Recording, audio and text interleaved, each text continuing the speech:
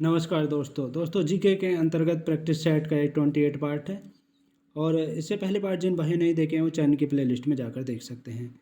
चलिए शुरू करते हैं। क्वेश्चन नंबर 1, पोलो खेल में प्रत्येक टीम में कितने खिलाड़ी होते हैं? पोलो टीम में प्रत्येक टीम में कितने खिलाड़ी होते हैं?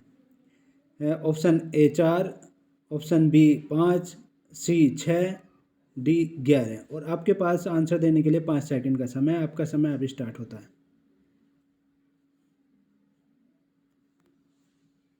करेक्ट आंसर है 4 होते हैं। पोलो खेल में प्रत्येक टीम में 4 खिलाड़ी होते हैं। और पोलो खेल का जन्म जो है फारस को माना जाता है। प्राचीन समय में इसे फारस में पुलू नाम से खेला जाता था। और हमारे प्रधानमंत्री जी ने 2015 में नरेंद्र मोदी जी ने कहा था कि पोलो खेल की जन्मभूमि जो है मणिपुर है। और आपको बता दें बंकरा, चकर, बंडर, एंगल शॉट, चुक्का, मैलेट आदि पोलो खेल की शब्दावलियाँ हैं। नेक्स्ट क्वेश्चन देखिए। क्वेश्चन नंबर 2, मानव मस्तिष्क का वजन कितना होता है? मानव मस्तिष्क का वजन कितना होता है? ऑप्शन ए शरीर के कुल वजन का लगभग 2%, बी शरीर के कुल वजन का लगभग 8%, सी शरीर के कुल वजन का लगभग 12%, डी शरीर के कुल वजन का लगभग 15%।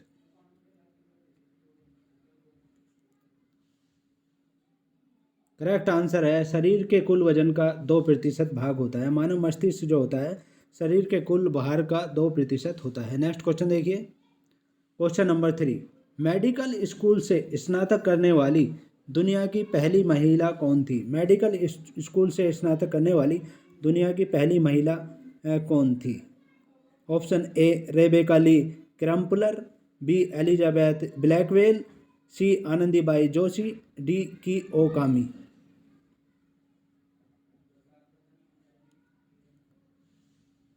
करेक्ट आंसर है एलिजाबेथ ब्लैकवेल थी। बी पार्ट करेक्ट आंसर है।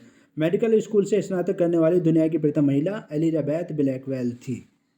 और भारत में प्रथम मेडिकल कॉलेज की स्थापना जो हुई थी वो हुई थी 1835 ईस्वी में हुई थी।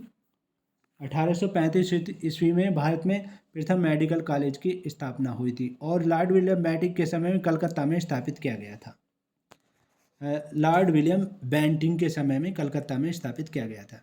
नेक्स्ट क्वेश्चन देखिए। क्वेश्चन नंबर 4, किस रासायनिक अभिक्रिया में भिन्न यौगिक बनाने के लिए दो यौगिकों के बीच बांड या आयनों का विनिमय होता है? बांड या आयनों का बंध या आयनों का विनिमय होता है। बांड या आयनों का जो है विनिमय होता है। ऑप्शन ए प्रतिस्थापन अभिक्रिया, बी दोहरी विस्थापन अभिक्रिया, सी रेडॉक्स प्रतिक्रिया, डी प्रत्यक्ष संयोजन अभिक्रिया।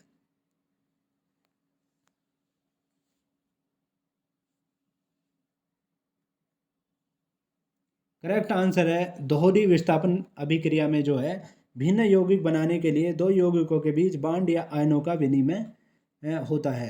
जब दो सदृश्य या असदृश्य परमाणु अपनी बाह्यतम कक्षा के इलेक्ट्रॉनों का आपस में साझा करके संयोग करते हैं तब उनके बीच स्थित बंधन को सहसंयोजन बंधक कहा जाता है। नेक्स्ट क्वेश्चन देखिए। क्वेश्चन नंबर 5, निम्नलिखित कागजों में से किसे पुनर्चक्रित नहीं किया जा सकता है? निम्नलिखित कागजों में से किसे पुनर्चक्रित नहीं किया जा सकता है? ऑप्शन ए समाचार पत्र को, बी नोटबुक कागज को, सी गत्ता को, डी मोम युक्त कागज को।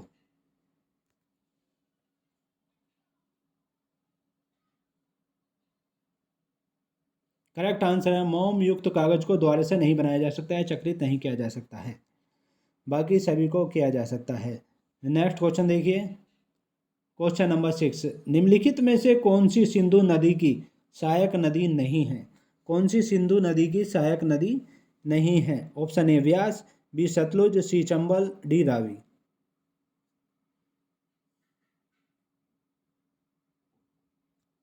करेक्ट आंसर है चंबल नदी। सी पार्ट करेक्ट आंसर है। चंबल नदी जो है सिंधु नदी की सहायक नदी नहीं है, ये यमुना नदी की सहायक नदी है। और बाकी ये व्यास, सतलुज और रावी जो है ये सिंधु नदी की सहायक नदियां हैं। और आपको बता दें कि चंबल नदी जो है मऊ मध्य प्रदेश के पास, मऊ है मध्य प्रदेश में, मऊ के पास जाना पाव पहाड़ी से निकलती है और 1050 किलोमीटर की दूरी 1050 किलोमीटर की दूरी तय करके इटावा के पास यमुना में मिलती है। इटावा के पास यमुना में ये मिलती है। नेक्स्ट क्वेश्चन देखिए, क्वेश्चन नंबर 7, वह तिब्बती बौद्ध भिक्षुक जिसने भूटान को एक राष्ट्र के रूप में एकीकृत किया कौन थे? Option A Ugyen Wangchuck, B Ngawang Namgyal, C Ngawang Gyaltshen, C Jigme Wangchuck.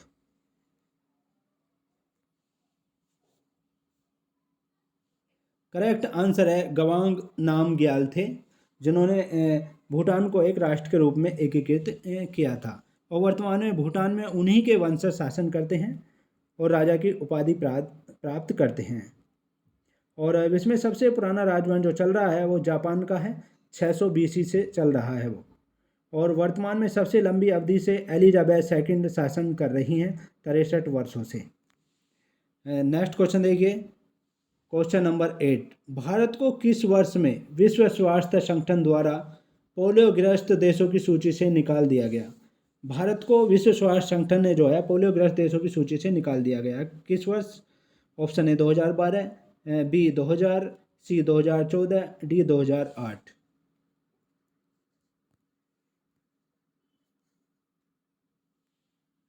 Correct answer है 2012 ईस्वी में विश्व स्वास्थ्य संगठन WHO ने पोलियोग्रस्त देशों की सूची से भारत को निकाल दिया है, क्योंकि WHO के अनुसार 3 वर्षों तक रोगी नहीं मिलने पर मुक्त घोषित किया जाता है किसी भी देश को। पोलियोग्रस्त नहीं होता है वो देश। तो इस आधार पर WHO ने 2014 में भारत को पोलियो मुक्त देश घोषित किया गया। नेक्स्ट क्वेश्चन देखिए, क्वेश्चन नंबर 9, निम्नलिखित में से कौन सा ध्वनि प्रदूषण का एक प्रभाव नहीं है? कौन सा ध्वनि प्रदूषण का एक प्रभाव नहीं है?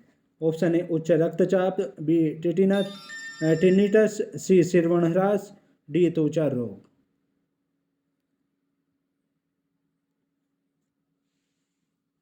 करेक्ट आंसर है त्वचा रोग जो है ध्वनि प्रदूषण का एक प्रभाव नहीं है। और ध्वनि प्रदूषण शोरगुल और भागदौड़ के जीवन कारण द्वारा एक प्रदूषण में है। ध्वनि प्रदूषण डेसिबल के आधार पर पता लगाते हैं तथा 75 डेसिबल से अधिक ध्वनि मानव के लिए अधिक हानिकारक होने लगती है। डेसिबल ध्वनि का ऐसा ही मात्रक है। और हर्पीस जो है त्वचा रोग है। और बाकी जो हैं ये उच्च रक्तचाप, टिनिटस, श्रवणह्रास जो हैं ये ध्वनि प्रदूषण के हैं और त्वचा रोग नहीं है। नेक्स्ट क्वेश्चन देखिए, क्वेश्चन नंबर 10, उच्चतम न्यायालय के न्यायाधीश की सेवानिवृत्ति के आयु कितनी है? उच्चतम न्यायालय के न्यायाधीश की सेवानिवृत्ति की आयु कितनी है? ऑप्शन ए 62 वर्ष, बी 65 वर्ष, सी 58 वर्ष, डी 60 वर्ष।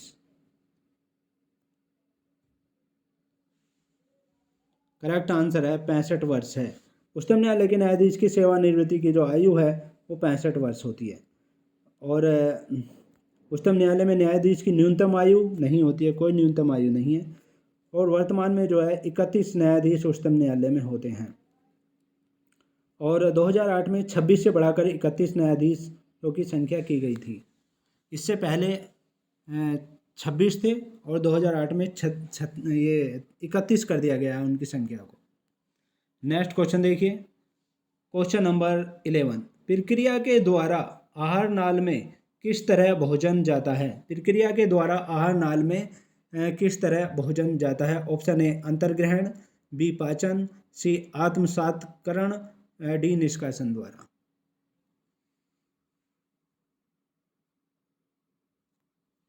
करेक्ट आंसर है अंतर्ग्रहण के द्वारा जाता है, यानी इंजेक्शन द्वारा जाता है, अंतर्ग्रहण के द्वारा जाता है, प्रक्रिया के द्वारा जाता है आहार नाल में भोजन।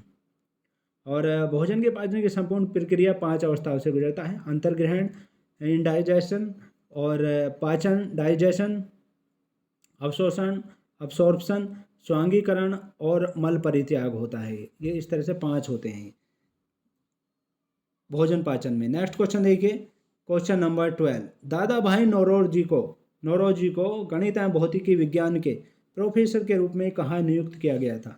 दादा भाई नौरोजी को गणित एवं भौतिकी विज्ञान के प्रोफेसर के रूप में कहाँ नियुक्त किया गया था? Option A presidency college Chennai, B presidency college Kolkata, C saint Xavier's college Mumbai, D Elphinstone college Mumbai.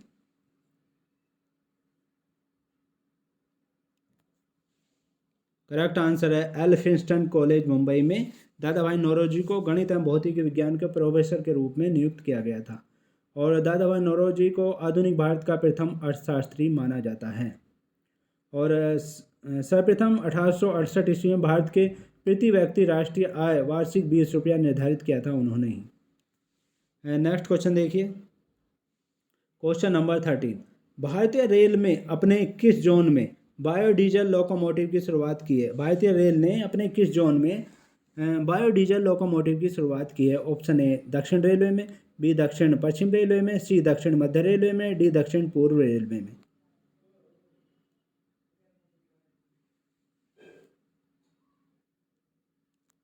Correct answer है दक्षिण पश्चिम रेलवे में बायोडीजल लोकोमोटिव की शुरुआत की है भारतीय रेल ने। भारत में वर्तमान में 17 रेलवे जोन हैं। 17वां जोन कोलकाता मेट्रो को बनाया गया है। और मेट्रो रेल की शुरुआत भारत में 24 अक्टूबर 1984 ईस्वी को कोलकाता से शुरू की गई थी। और रेलवे जोन के प्रमुख जीएम होते हैं। और भारतीय रेलवे बोर्ड की स्थापना 1905 में हुई थी। नेक्स्ट क्वेश्चन देखिए, क्वेश्चन नंबर 14, क्लोरोफॉर्म सॉल्यूशन में नाइट्रोजन के किस ऑक्साइड का प्रयोग किया जाता है? क्लोरोफॉर्म सॉल्यूशन में नाइट्रोजन के किस ऑक्साइड का प्रयोग किया जाता है? Question number 14, option A nitric oxide, B nitrogen dioxide, C nitrous oxide और D nitrogen pentoxide.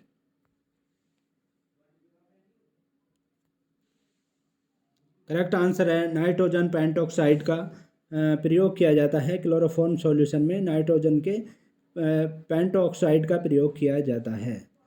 D part correct answer है। नेक्स्ट क्वेश्चन देखिए, क्वेश्चन नंबर 15, तरल अवस्था में गैसीय अवस्था में रूपांतरण को क्या कहा जाता है?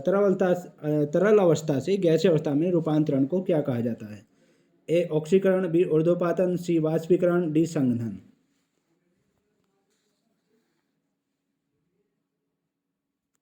करेक्ट आंसर है वाष्पीकरण कहा जाता है उसको तरल अवस्था से गैसीय अवस्था में रूपांतरण को वाष्पीकरण कहा जाता है। और द्रव के खुली जगह से प्रत्येक ताप पर धीरे धीरे द्रव का अपने वाष्प में बदलना वाष्पीकरण कहलाता है।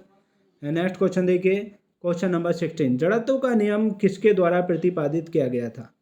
जड़त्व का नियम किसके द्वारा प्रतिपादित किया गया था? Option A Isaac Newton, B Albert Einstein, C John Dalton और D Stephen Hawking.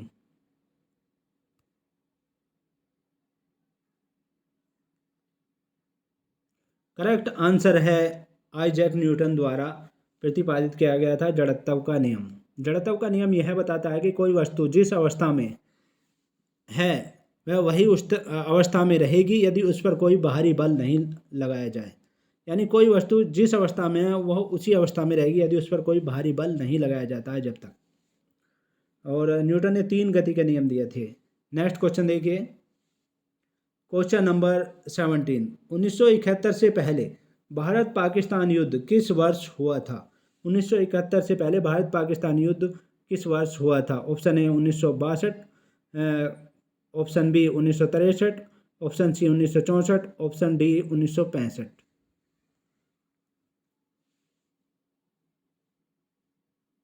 Correct answer है 1965 ईस्वी में हुआ था। भारत पाक युद्ध 1965 ईस्वी में हुआ था। और 1965 ईस्वी के बाद 10 जनवरी 1966 में ताशकंद में समझौता हुआ था। नेक्स्ट क्वेश्चन देखिए, क्वेश्चन नंबर 18, पानीपत रिफाइनरी किसके अंतर्गत आती है? पानीपत रिफाइनरी किसके अंतर्गत आती है? Option A IOCL, HPCL, C part है BPCL और डी पार्ट है ONGC।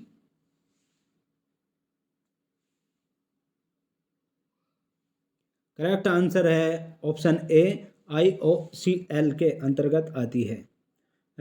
ONGC की स्थापना 1956 में हुई थी। और पानीपत रिफाइनरी हरियाणा में अवस्थित है। ये भारत की सबसे बड़ी रिफाइनरी जामनगर रिफाइनरी है जो RPL के अंतर्गत है, निजी क्षेत्र में है। जामनगर गुजरात राज्य में स्थित है। नेक्स्ट क्वेश्चन देखिए, क्वेश्चन नंबर 19, जेनेटिक इंजीनियरिंग के संबंध में भिन्न का पता लगाएं। जेनेटिक इंजीनियरिंग के संबंध में भिन्न का पता लगाएं। Option A BT cotton, B golden rice, C एम्फिलोरा, डी भिंडी। इनमें से जो भिन्न है वो बताना है हमें।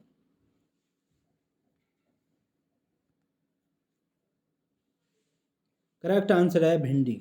भिंडी जो है इनसे अलग है, क्योंकि जेनेटिक इंजीनियर के संबंध में भिंडी सबसे अलग है। ये जेनेटिक इंजीनियर के क्षेत्र में क्रांतिकारी चरण 1960 के दशक को माना जाता है। और 1968 में हरगोविंद खुराना ने जेनेटिक कोड की संरचना सर्वप्रथम दी थी। नेक्स्ट क्वेश्चन देखिए, क्वेश्चन नंबर 20। कुष्ठ रोधी दिवस कब मनाया जाता है? कुष्ठ रोधी दिवस कब मनाया जाता है?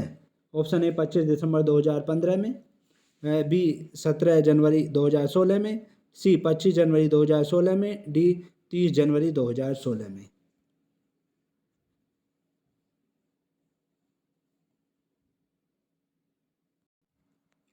करेक्ट आंसर है 30 जनवरी 2016 में मनाया गया था। कुष्ठ रोधी दिवस 30 जनवरी 2016 में मनाया गया था। और कुष्ठ रोग जो है तंत्रिका तंत्र एवं त्वचा को प्रभावित करते हैं। माइक्रोबैक्टीरिया लेप्रिसे से कुष्ठ रोग होता है। और 30 जनवरी को महात्मा गांधी की पुण्यतिथि है। तो ये थे बहुत ही महत्वपूर्ण क्वेश्चन। नेक्स्ट पार्ट में आपसे फिर मुलाकात होगी, तब तक के लिए शुक्रिया। Thanks so much.